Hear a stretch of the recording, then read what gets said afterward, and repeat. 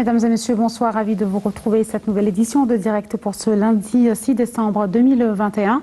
Une émission aujourd'hui consacrée aux relations entre l'Égypte et les Émirats arabes unis, notamment à la lumière de l'allocution du président El-Sisi hier, son message adressé au peuple et à la direction des Émirats arabes unis à l'occasion du jubilé des Émirats arabes unis qui fête leur 50e anniversaire de la fondation des Émirats arabes unis. Des relations stratégiques entre l'Égypte et les Émirats arabes unis, des relations solides, anciennes, stratégiques, très stratégiques même, basées sur le respect mutuel, sur la compréhension, sur le destin commun et beaucoup d'autres points essentiels enracinés dans ces relations entre les deux pays.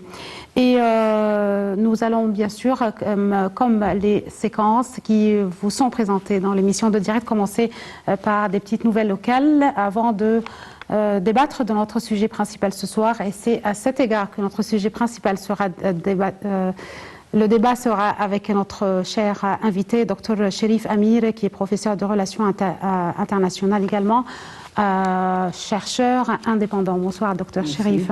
Merci bien d'assister avec nous aujourd'hui. Nous allons débattre dans quelques instants, donc parler de ces longues relations entre les deux pays, également parler de la sécurité du Golfe et les dernières déclarations du président El-Sisi sur la sécurité du Golfe, comment est-elle liée bien sûr à la sécurité de l'Égypte et comment sont-elles complémentaires. De suite, chers téléspectateurs, je commence par des petites nouvelles locales. À la une de ces nouvelles, une des déclarations du président El-Sisi aujourd'hui consacrée bien sûr à l'industrie en Égypte, ce thème désormais crucial, le développement du domaine de l'industrie. C'est à cet égard que le président Abdel Fattah al-Sisi a enjoint donc aujourd'hui davantage d'encourager l'industrie nationale, en particulier en coordination entre les ministères concernés, le monde des affaires, le secteur privé et les investisseurs. Cela est dans le but d'établir des projets d'investissement industriel pour combler les déficits d'importation. Le président Al-Sisi s'est exprimé aujourd'hui lors de sa réunion avec le Premier ministre, Dr Mustafa Madbouli, le ministre de l'électricité et des énergies renouvelables, Dr Mohamed Shakir, le ministre des Finances, Mohamed Maït, et la ministre du Commerce et de l'Industrie, Madame Nevin Gama. Le porte-parole de la présidence de la République a déclaré que la réunion a porté sur le suivi des efforts nationaux pour remplacer les importations et accroître la dépendance vis-à-vis du produit local pour répondre aux besoins de production au profit de l'industrie nationale.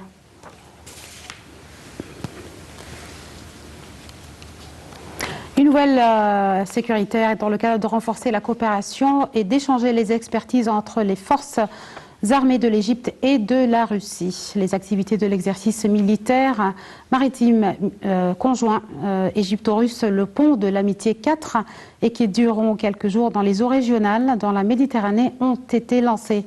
Les forces d'armée russes participant aux activités ont été accueillies à la base maritime d'Alexandrie à Ras el-Tin. Le commandant des forces navales, le général Ahmed Khaled Hassan Saïd, a prononcé un mot. Il a salué la coopération militaire entre l'Égypte et entre la Russie. Cet exercice naval vise à accélérer l'exécution des missions avec perfectionnisme. Et toujours avec la pandémie du Covid-19 et le post-Covid-19, c'est aujourd'hui que le chef de la diplomatie égyptienne, Sameh Choukri, a participé à la 7e édition du Forum international de Dakar sur la paix et la sécurité en Afrique, tenu à la capitale sénégalaise pour 2 jours. Le forum se tient sous le parrainage du président sénégalais Macky Sall et de représentants de plusieurs partenaires et organisations tant régionales qu'internationales. Et la 7e édition du forum a pour thème les défis de la stabilité et l'émergence de l'Afrique dans le monde post-Covid-19.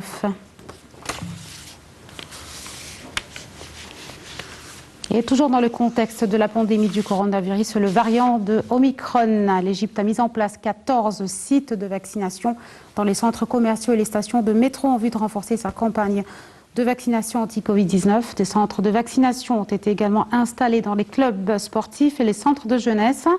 Et plus de 96 centres d'enregistrement ont été établis pour aider les citoyens à s'inscrire afin de recevoir les vaccins.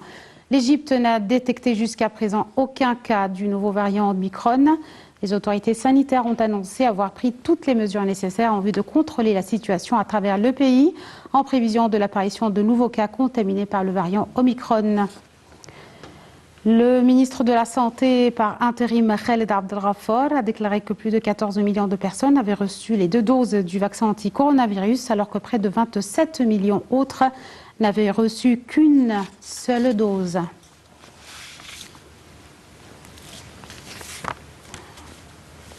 Et de suite, la deuxième partie de direct avec nos comptes rendus détaillés préparés par l'équipe de rédaction de ce soir. Notre sujet principal, les relations entre l'Égypte et les Émirats arabes unis, des relations historiques et stratégiques fondées sur la confiance, la compréhension et le destin commun. Cette relation s'est développée au fil du temps pour devenir l'une des relations bilatérales les plus importantes entre les deux pays sur la base d'un riche héritage de règles solides et une forte volonté politique. À cet égard, le président Abdel Fattah al-Sisi a, sur sa page officielle des réseaux sociaux, félicité les Émirats arabes unis, peuple et direction, à l'occasion de la 4e fête nationale. Salih Hamed et Yarashoucha, et je viens avec mon invité, Dr Cherif Amir, qui va nous mettre la lumière donc sur l'importance de ces relations stratégiques entre l'Égypte et les Émirats arabes unis, ainsi que tous les pays du Golfe.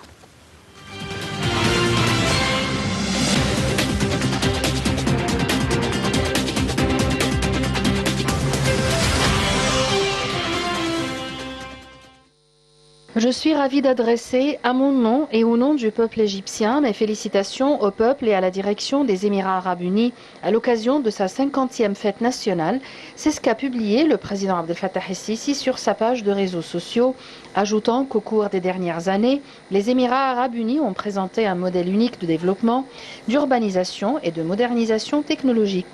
Je félicite le cher peuple émirati à cette précieuse occasion en assurant que nos relations connaissent plus de force et de durabilité tout en continuant ensemble à les renforcer pour réaliser les intérêts de nos peuples et de notre nation, a écrit le président As-Sisi. Les monuments archéologiques, culturels et historiques et centres commerciaux d'Égypte, la tour du Caire et la Bibliotheca Alexandrina sont drapés depuis jeudi du drapeau des Émirats arabes unis à l'occasion du 50e anniversaire de l'union du pays. D'autre part, le Premier ministre Dr Moustapha Madbouli a souligné que les relations entre l'Égypte et les Émirats arabes unis resteront un modèle unique de fraternité. Cette déclaration a eu lieu à l'occasion de la 50e journée de la Fédération des Émirats arabes unis, au cours de laquelle il a transmis les salutations et l'appréciation du président As-Sisi et ses vœux de progrès et de prospérité continue pour les Émirats arabes unis. Dr Madbouli a déclaré que les relations entre les deux pays représentent également un modèle d'interdépendance entre les pays et les peuples arabes et un modèle unique de coordination des visions et des positions. Par ailleurs, et lors de son allocution devant la première réunion du Conseil d'affaires égypto-émirati qu'elle a co-présidée avec le ministre émirati de l'économie Abdallah Al-Mirri, la ministre du Commerce et de l'Industrie Nevin Gamer avait affirmé que le marché des Émirats arabes unis est destinataire de 11% des exportations de l'Égypte et les relations économiques et commerciales que nous entretenons constituent un modèle à suivre. Les investissements émiratis sur le marché égyptien sont de l'ordre de 7 milliards de dollars en plus de 7 autres milliards inscrits sur les mémorandums d'entente signés entre les deux pays. Madame Gamer a souligné également que les Émirats arabes unis sont le 2e partenaire commercial arabe et le 9e mondial de l'Égypte avec des échanges non pétroliers entre les deux pays de près de 6 milliards de dollars en 2019, soit un taux de croissance de 9,6% par rapport à 2018, a-t-elle précisé, soulignant que l'Égypte était le 6e partenaire arabe des Émirats.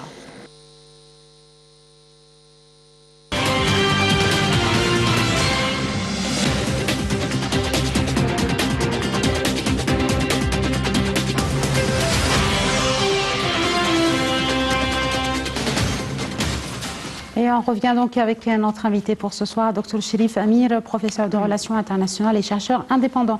Bonsoir, rebonsoir, Dr Cherif. Des relations entre l'Égypte et les Émirats arabes unis, toujours qualifiées de l'exemple idéal des relations stratégiques de fraternité anciennes et très essentielles pour l'avenir commun des deux pays. Je vous laisse donc nous mettre un peu le point sur ces relations. On a toujours besoin de se rappeler de l'importance de ces relations stratégiques au milieu des turbulences par lesquelles le monde arabe passait et pourrait aussi être en train d'en passer par. D'abord, on sait tous l'importance de l'Égypte pour les Émirats depuis l'ère du Cheikh Zayed Ben Nahyan. Le Cheikh Zayed disait souvent au peuple des Émirats et à la famille des Émirats, la famille qui gouverne, en disant toujours, la famille Al Nahyan, que l'Égypte, c'est le dos et c'est le fondement solide de la continuité des Émirats. On sait tous qu'au début des années 70, avec le boom du pétrole et comment les Émirats ont voulu construire le pays, c'était les médecins, les chercheurs, les ingénieurs et surtout les professeurs égyptiens qui ont été déployés et accueillis par Cheikh Zayed pour que ce pays commence à avoir une nouvelle ère et un avenir. Et heureusement, cet homme qui a un héritage très connu, il était très fidèle à ce que l'Égypte a fait et il disait souvent, c'est grâce à l'Égypte qu'on est arrivé à ce que nous sommes maintenant. Et le moment, il fallait aider l'Égypte au moment de plusieurs situations, dans plusieurs crises, les Émirats étaient là. Parce que de génération à l'autre, ils savaient tous que, je ne veux pas dire une dette, mais il y a une connexion très spéciale entre le peuple égyptien, dans tous ses niveaux, que ce soit du professeur à l'ouvrier, ils sont tous construits, ils ont tous contribué dans la construction des Émirats. Donc c'est une relation très développée, parce que les Émiratis, surtout, ils sentaient qu'il fallait garantir l'unité de leur pays, qui est formé de plusieurs Émirats. Alors il fallait souvent un allié, un ami, un frère solide qui les défende, qui prend leur défense, que ce soit sur le niveau diplomatique ou militaire. Pendant la guerre du Golfe, l'Égypte était présente dans tous les pays du Golfe, non pas uniquement en Arabie Saoudite, mais les Émirats. On sait qu'il y a 3 îles occupées par l'Iran. Et Tombe Cobra, le grand tombe, le deuxième tombe, et Abu Moussa. On sait que ces 3 îles appartiennent à la souveraineté émirati, mais l'Égypte défend toujours sa souveraineté devant les instances internationales et on le fera toujours. Et on sait toujours que malheureusement l'harcèlement maritime de la garde révolutionnaire iranienne quotidienne et devant les yeux de tout le monde. Et là, on montre aussi à nos amis, à nos frères des Émirats, vous n'êtes pas seuls, on est avec vous, on va vous défendre, que ce soit avec la Ligue arabe, l'ONU, ou même dans la présence maritime et la présence sur la terre. Docteur Cherif, si on regarde les relations sur le plan politique, économique, investissement émirati en Égypte, Égyptiens qui vivent aux Émirats arabes unis, si on regarde les relations stratégiques, les relations sécuritaires, on regarde toujours du côté sécuritaire aujourd'hui, puisque les relations politiques sont anciennes et sont enracinées avec un respect mutuel, mais surtout la non-ingérence dans les affaires des autres. Une vision commune de la part de l'Égypte et des Émirats arabes unis à l'égard de plusieurs dossiers d'intérêt commun. La plupart de ces dossiers sont des dossiers des causes arabes. Regardons ensemble un peu ce portefeuille, disons, arabe et le rôle de l'Égypte à côté des Émirats arabes unis. Et aussi, nous allons parler, entre autres, à la fin de l'émission, de l'Égypte avec les pays du Golfe et la situation sécuritaire et comment les pays du Golfe, leur sécurité fait part de la sécurité de l'Égypte et vice-versa. Comme vous venez de dire, il y a toujours la cause arabe qui réunit les deux pays. Tout à fait. C'est une excellente remarque, parce que, évidemment, la coopération entre l'Égypte et les Émirats, commençons par la Libye, la question libyenne. Notre coopération était cruciale pour arrêter ce qui se passe d'ingérence de la part de la Turquie, de la part du Qatar à l'époque, et il fallait un bloc arabe, mais pas un bloc qui enflamme de plus la situation, mais non, un bloc qui garantit la paix, qui garantit qu'il y aura une armée nationale libyenne. Et c'est grâce à cette coopération égypto-émiratie que maintenant il y a des élections présidentielles En Libye. en Libye. Oui. C'est grâce à cela. Le président Abdel Fattah el-Sisi, lorsqu'il a parlé de la ligne rouge de Sirte el-Jafra, c'était pas, les gens ont compris que c'était militaire, une menace militaire. Jamais l'Égypte fait une menace militaire. C'était pour leur dire que l'armée libyenne ne sera pas seule. Il y aura l'aide logistique, Oui. l'expérience qui va garantir la souveraineté. Et ça, on l'a fait avec nos amis des Émirats. Oui. Et on ne l'a pas caché parce que c'est une cause légale qui entre dans le droit international. Oui. Et c'est grâce, et maintenant on voit les fruits de cette coopération. Oui. On a trouvé l'Égypte aux côtés des Émirats arabes unis, les deux pays soudés l'un à l'autre pour défendre une cause arabe qui ne menace pas directement chaque pays Bien sûr. sur son propre territoire, c'est ce que je veux dire. Bien sûr, on a garanti la souveraineté d'un pays. Pareil pour la question de la Syrie. Oui. C'est une question très épineuse, bien sûr. Et on sait. Et qui demeure ça se calme un petit peu. Parce qu'on a pu comprendre que la Turquie occupe Idlib, occupe une partie de la terre arabe là-bas. Mais en même temps, on a expliqué à nos frères syriens, comme on l'a expliqué d'une façon très diplomatique à nos frères en Irak, que votre soutien et votre force vient du monde arabe, non pas par Téhéran ou l'Iran. Non. Et je crois que le message a commencé à être élaboré. Maintenant, la première visite d'un responsable des pays du Golfe, c'est un responsable émirati à Damas. Oui.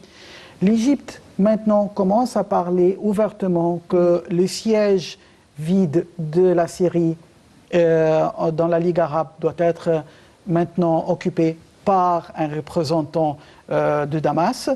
Donc, il y a une coopération là qui est très claire.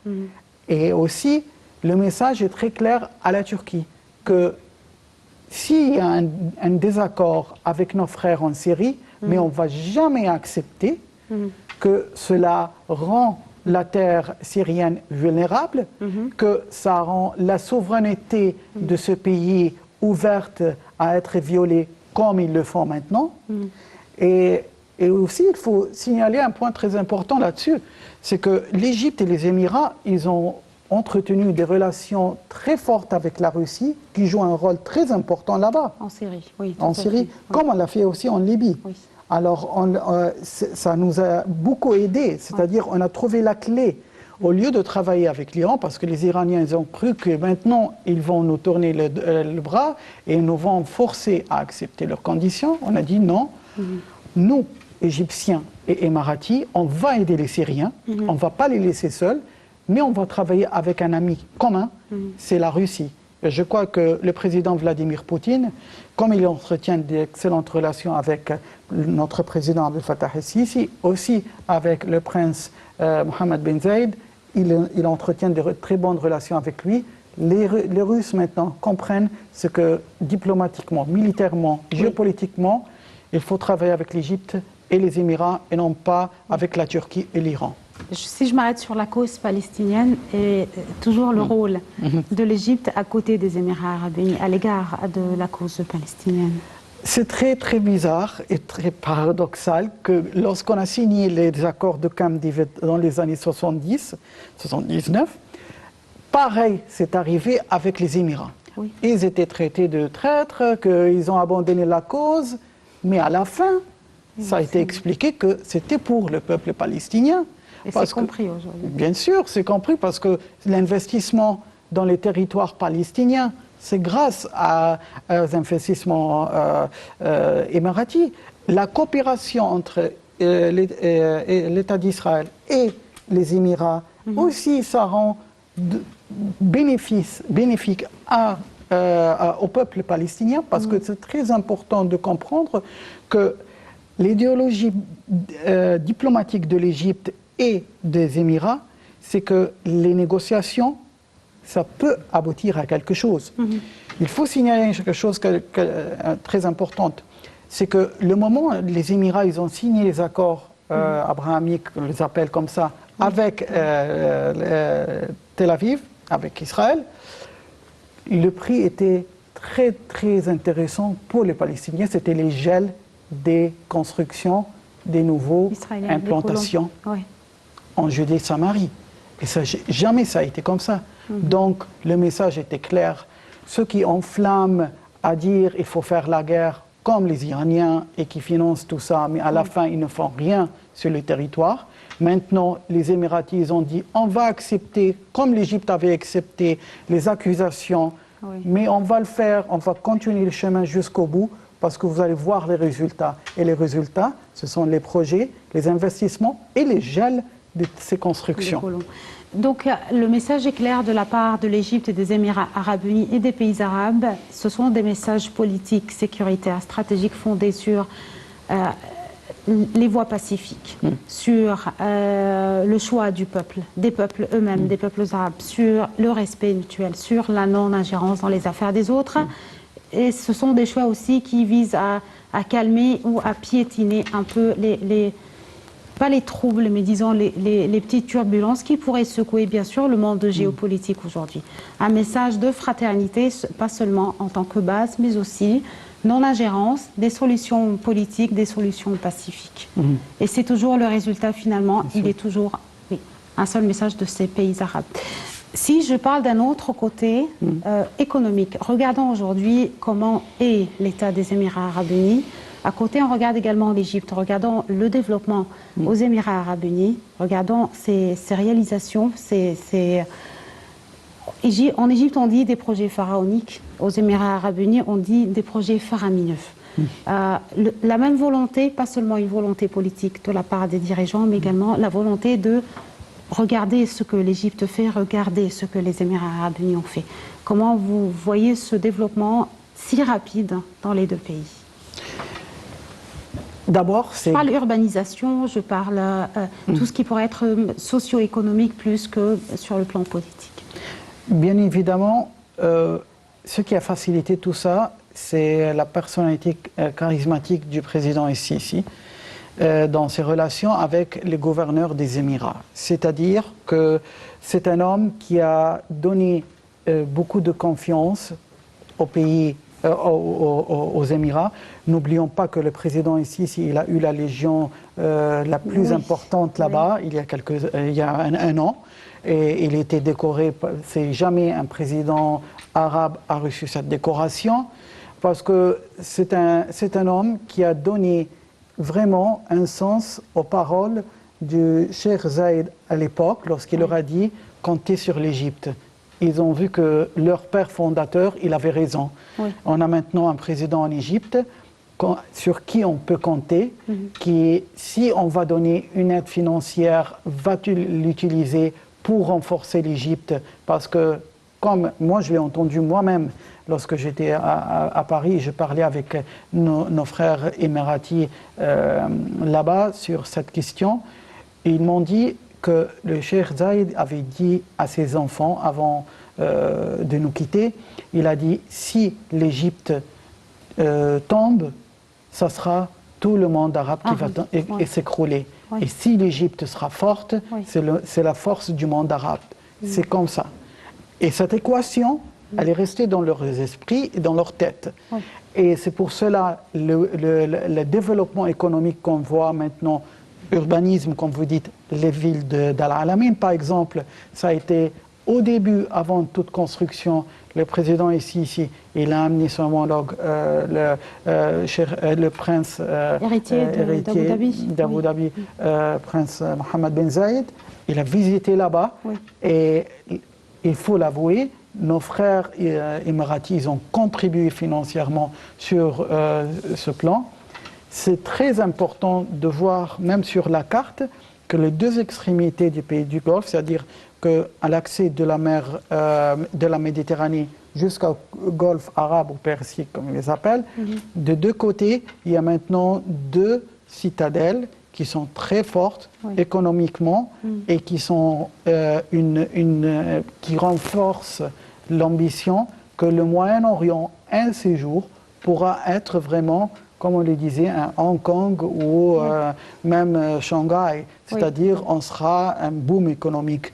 Et il ne faut pas oublier que le même, qu'on l'appelle en Europe, le moteur, double moteur franco-allemand, dans le monde arabe, il y a égypto-émirati. Émirati, d'accord. Donc c'est à cet égard qu'on va inviter nos chers téléspectateurs à suivre un compte rendu sur la fête nationale des Émirats arabes unis, 50e anniversaire de la fondation des Émirats arabes unis. C'était donc en grande pompe que les dirigeants des Émirats arabes unis mettent en scène leur fête nationale, célébrant à grand renfort de superlatifs, les projets faramineux réalisés pendant les 50 années de leur existence et les ambitions immenses pour les années à venir. La célébration officielle du 50e anniversaire de la fête nationale a commencé le 2 décembre et se poursuivra jusqu'au 12 décembre.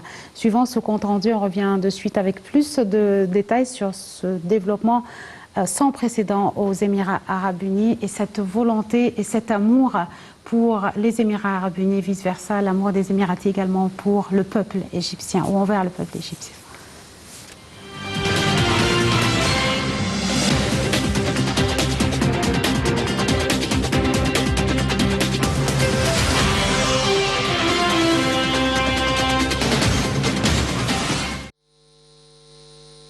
La cérémonie officielle célébrant la 50e fête nationale des Émirats arabes unis a eu lieu le 2 décembre à Hatta, à Dubaï. Les habitants ont assisté au spectacle en direct sur le site officiel de la fête nationale et sur toutes les chaînes de télévision locales. Ce spectacle théâtral spectaculaire a emmené les spectateurs dans un voyage à travers l'histoire et est ouvert au public du 4 au 12 décembre. À égale distance des 7 Émirats, Hatta est un lieu historique remarquable et une destination touristique dynamique et passionnante. La ville possède des merveilles naturelles à couper le souffle et un paysage pittoresque composé de barrages, de lacs et de vallées parsemés de monuments historiques. La région a été le théâtre de plusieurs projets de développement ces dernières années et de 6 nouveaux projets rien que cette année. Au début du mois dernier, Son Altesse Cheikh Mohammed bin Rachid Al Maktoum, vice-président, Premier ministre et souverain de Dubaï, a dévoilé un plan de développement global qui comprend la construction d'une plage et d'un nouveau lac à Hatta, ainsi que des systèmes de transport pour les versants de la montagne, un funiculaire et la plus longue promenade en montagne des Émirats. Ces projets ont été dévoilés dans le cadre d'un plan directeur de développement sur 20 ans. La ville vieille de 3000 ans est un centre stratégique qui était autrefois une route commerciale et un point de passage pour les caravanes et les voyageurs reliant les gens de partout. Elle représente une partie de la riche histoire des Émirats et de l'histoire de ses habitants et constitue un lieu optimal pour un spectacle qui se déroule dans un cadre naturel captivant. Au début du mois dernier, les célébrations à la fête nationale ont démarré 50 jours avant la fête nationale pour marquer l'étape du jubilé d'or du pays.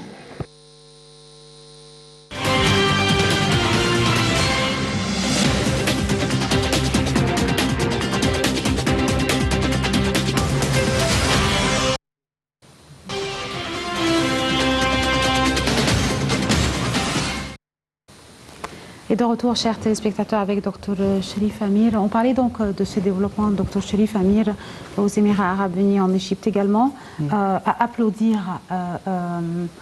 comment les Émirats arabes unis ont-ils mis vraiment les pieds sur l'accélérateur pour faire des Émirats arabes unis des 50 années d'existence, de développement, d'urbanisation, un nouveau monde pour les Émirats arabes unis, donc qui reflète finalement un nouveau monde pour le monde arabe aussi.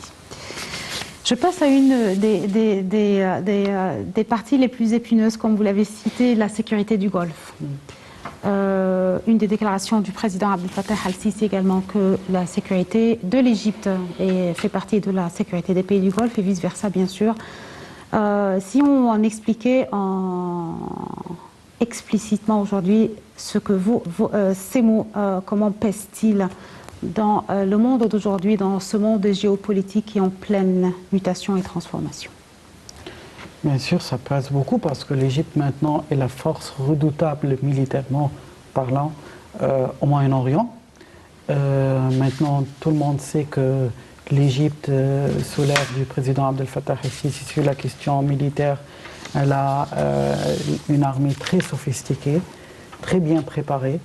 On détient les Rafales. D'ailleurs, les Émirats, ils viennent d'acheter des Rafales juste il y a quelques semaines. On a les frégates des Mistral, on a tout cet équipement qui est un équipement redoutable parce que c'est maritime, c'est aérien, c'est sol, et aussi c'est pour les opérations très limitées, très spéciales, qui nous a beaucoup aidé aussi à la protection de nos frontières, pas ingérence, de nos frontières avec la Libye.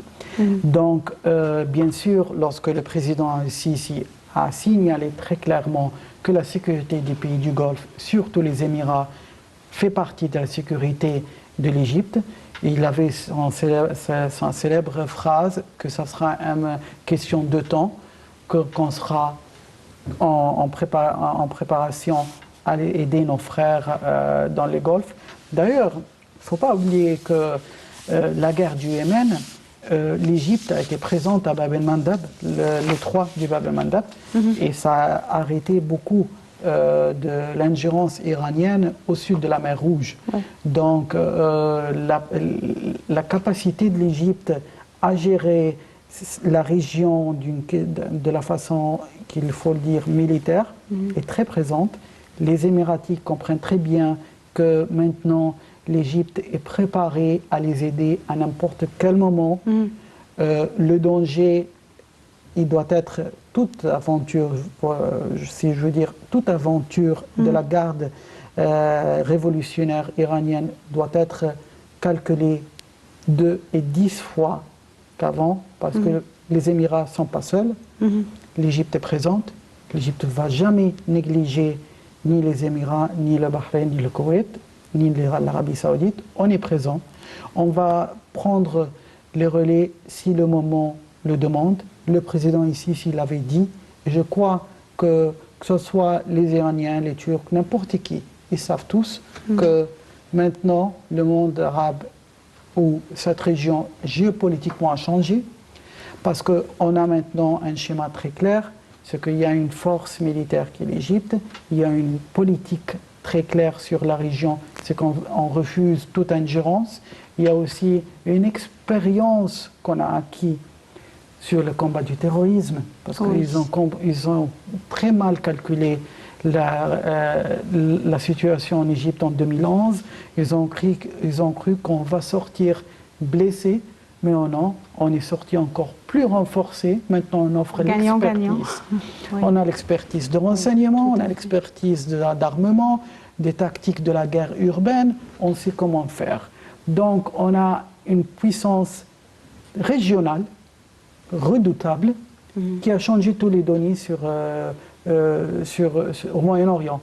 Et il ne faut pas oublier aussi que l'Égypte entretient des excellentes relations avec les deux superpuissances, les États-Unis et la Russie. Et on a toujours des manœuvres. Nos amis émiratis, ils sont inclus dans ces manœuvres, dans la Méditerranée, manœuvres avec les Français, avec les Grecs, avec quiconque. Les Russes. Avec les Russes, les Émiratis, ils sont présents, ils sont les bienvenus et on échange aussi l'expertise avec eux. Docteur Cherif, comment vous évaluez également aujourd'hui, si on regarde, on retourne un peu vers l'arrière et on regarde les déclarations des pays du Conseil de coopération du Golfe, on regarde nos relations avec le Sultanat d'Oman, avec Bahreïn, avec les autres pays, sans oublier bien sûr un des pays du Golfe. Et on lit ces déclarations aujourd'hui et ce respect à l'égard de l'Égypte. On regarde ces mots aujourd'hui, on s'arrête sur ces mots de respect, de confiance à l'égard de l'Égypte. Il ne faut pas... D'abord, commençons par le Sultanat d'Oman. Le Sultanat d'Oman, on sait que... Le Koweït également, sans oublier bien sûr le Koweït, un des pays frères et très amis à l'Égypte, oui. Et le Qatar. Et le Qatar, oui, le Qatar à la fin de cette pourquoi je commence par Oman? Le Sultanat d'Oman. Parce que c'est on le nomme comme ça, entre guillemets, c'est la Suisse, politiquement disant, neutre, le pays neutre dans cette région. Lorsqu'on a signé les accords de Camp David, c'était le seul pays arabe qui a gardé les relations avec l'Égypte. les relations diplomatiques. D'ailleurs, le sultan Qaboos, à cette époque, il a défendu l'Égypte.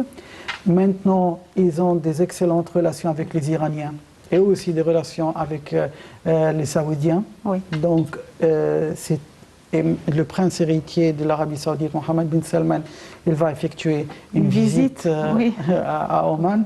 Alors, c'est très clair que les sultanats a ce potentiel d'être un lien de communication. Et il ne faut pas oublier aussi, lorsqu'il y a eu le boycott des pays du Golfe au Qatar, pour le Qatar, l'Oman était présent à être le lien de communication pour le transit, l'escale aérien. Et donc, ça a été quelque chose de spécial. Je crois que le sultan Tariq Ben Saïd, maintenant, il a ce charisme à garder cette politique que l'Égypte aussi admire beaucoup. Oui. Pour l'Arabie Saoudite, bien sûr, on sait que ce sont des relations très... c'est tendu. Bien sûr, des relations très fortes. On sait que l'Arabie Saoudite a malheureusement vécu ces derniers temps cette agression de part de Houthi au Yémen. Mais le président Sisi l'a répété sans cesse. On ne va jamais accepter que la souveraineté soit atteinte de l'Arabie Saoudite. Oui. Le Koweït, n'oublions pas que c'était l'armée égyptienne qui a participé avec l'armée américaine dans la libération du Koweït. On était les premiers à libérer la capitale du Koweït. Alors, cette partie de l'histoire du Koweït est inoubliable. Le Bahreïn, ce sont des relations très spéciales. Très solides. Très solides, parce que le roi du Bahreïn, il sait très bien que l'Égypte est présente à tout moment à défendre ce pays, parce que les Iraniens, ils le disent ouvertement qu'ils vont, un de ces jours, reprendre cette partie, mais hélas, ils ne vont jamais le faire, parce qu'on est prêt, l'Égypte est prête. Solidarité arabe. Solidarité. Oui. On va s'arrêter, Dr Cherif, à toujours un dernier compte rendu, justement, concernant la sécurité du Golfe et les relations de l'Égypte avec les pays du Golfe. C'est au cours des 7 dernières années, chers téléspectateurs, que les relations entre l'Égypte et les pays du Golfe ont connu un fort développement sous la direction du président Abdel Fattah el-Sisi, qui a réussi à mieux coordonner les visions et les positions internationales communes sur diverses questions de la région, ainsi qu'à renforcer la coopération dans divers domaines politiques, économiques, sécuritaires et d'autres domaines stratégiques. Entendu Salih Ahmed, le récit de Yarouchoucha. Je reviens avec mon invité pour une dernière question avant la fin de l'émission.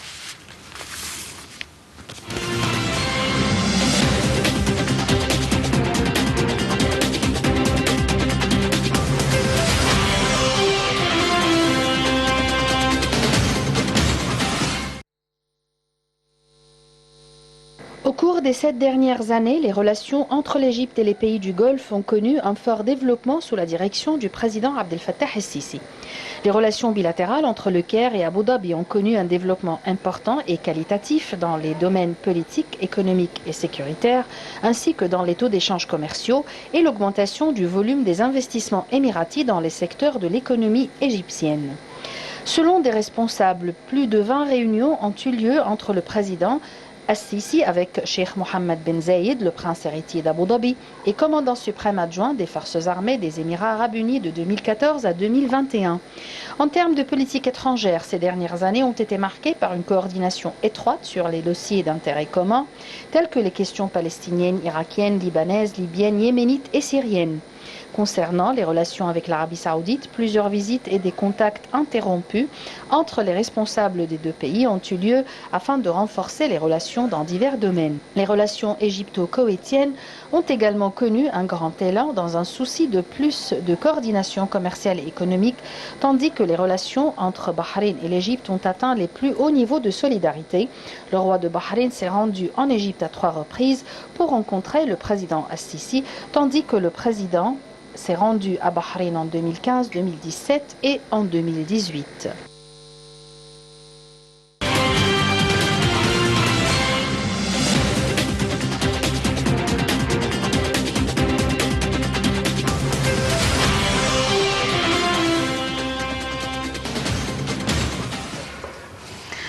Voilà, donc c'était un dernier compte rendu. Docteur Cherif Amir, une dernière question qui vous est posée pour ce soir.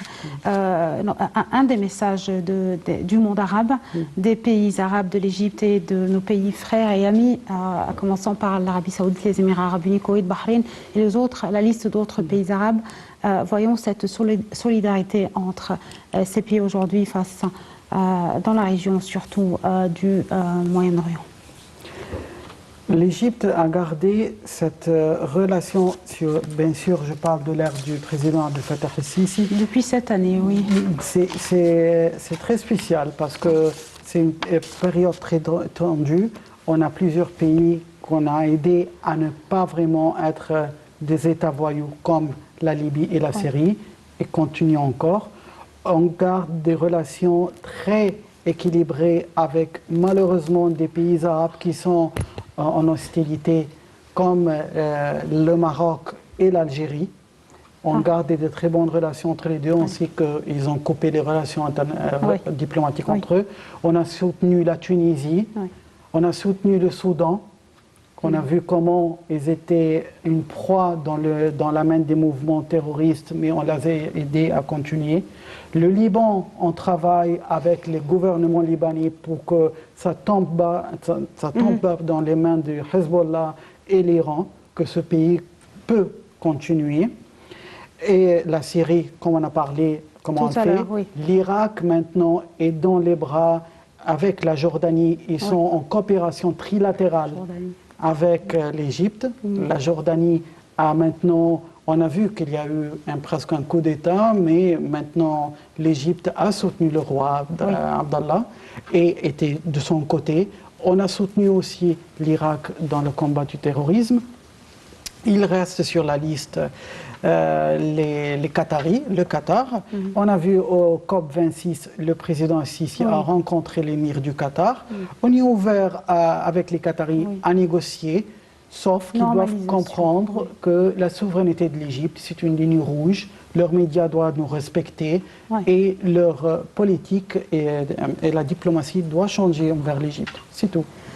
Docteur Cherif Amir, vous êtes professeur de relations internationales, chercheur indépendant. Merci infiniment d'avoir assisté avec nous à l'émission de Direct pour ce soir. Merci. Merci. Chers téléspectateurs, c'est la fin de cette édition. Merci de nous avoir suivis. Merci à l'équipe de rédaction Salih Hamed Diara Choucha, à la production Reda Mansour, réalisation Sabr Kadra Ahmad Mounir, Mohamed Gazar. Très bonne fin de soirée à tous. Au revoir et à la prochaine épisode pour demain avec une nouvelle équipe.